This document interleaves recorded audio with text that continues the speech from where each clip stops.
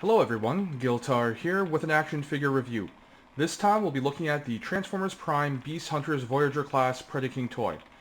Now along with Beast Hunters Voyager Optimus Prime, Predaking was the other Voyager toy in the first wave of Beast Hunter Voyager toys released in early 2013. The manufacturer's suggested retail price is between $20 to $30 in North America. I'll say up front that I absolutely love this toy. It's not perfect by any means, but the sculpt and novel transformation design for going into beast mode get really high praise from me. Now, as you can see in humanoid robot mode, Predaking strikes a pretty fierce look with organic detail, as well as some bestial features such as spikes, wings, and taloned hands. Now, one drawback is the minimal paint applications, with the majority of the toy colors being actually the bared colored plastic. Now, as far as accessories go, we have a sword-like weapon that also serves as the tail in beast mode, as well as a pair of spring-loaded missile launchers called Hydra-Fire blasters, which serve as weapons as well as appendages in beast mode. They can be attached to the shoulder area, giving the beast mode the look of a three-headed dragon or Hydra. Now, the Hydra-Fire blasters can be joined to become a double-barreled weapon. I'm not really a fan of spring-loaded weapon accessories, but these have a bit of personality by the way of sculpted details that I can certainly appreciate. Now, one interesting thing is that the tail sword weapon has a very interesting and unique connection method.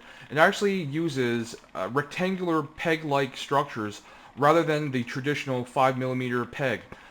This is because of the hand design, I believe, of Predaking. But the only unfortunate part of it is, at least in my toy, it has a pretty weak grip of the sword. So unless you position it just right, it tends to fall out. Now, points of articulation are as follows.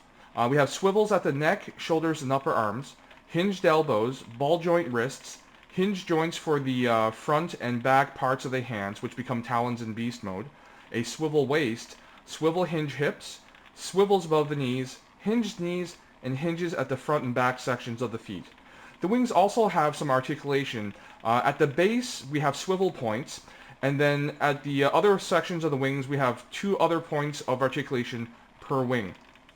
Now, many of these joints remain in use in beast mode. Speaking of which, let's take a look at that alternate form.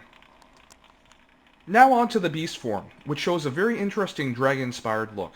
The transformation process is fairly straightforward, though somewhat involved. I really like how the legs become the majority of the rear section of the dragon, and the result is good, but it does have some areas of asymmetry. It's not really a serious issue to most, but anyone who is a stickler for symmetrical designs may see this as a negative point. The articulation retains many of the elements from the humanoid robot form, the key additions being hinge points in the neck and the jaw, allowing the dragon form to be posed in some very interesting ways. As for my overall thoughts on the toy, I'll start off with my pros. First of all, with more recent Voyager class toys, Predaking here has a very nice stature, some really great physical presence for your display. In addition to that, the sculpt in both modes is full of bestial detail that I really enjoy. These are some very nicely sculpted details that in my opinion can serve as great eye candy. The articulation is good, allowing for a great range of poses, and the wings, even though they only have 3 points of articulation each, possess a solid range of posing potential. The weapon accessories work nicely with the toy, though they haven't been shown on the cartoon.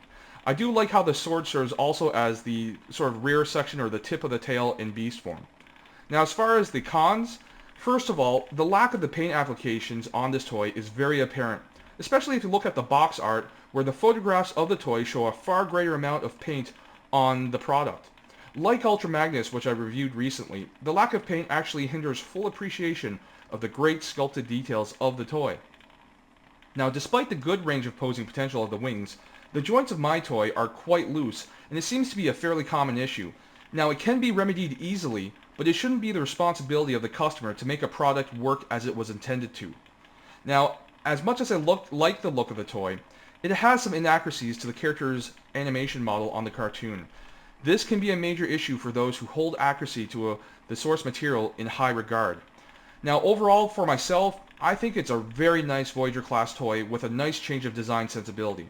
I'm not a big fan of beast formers, but Predaking has won me over.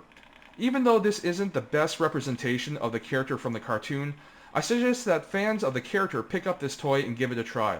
for those who aren't fans of the character, or beast formers in general, this is probably a toy you can pass on, but otherwise, anyone else who just simply likes the look of Predaking in either or perhaps even both forms as I do, I definitely recommend you guys pick it up. At this point, you can easily find it on sale at various retailers. So as usual, I hope you guys enjoyed this video and were able to get something out of it.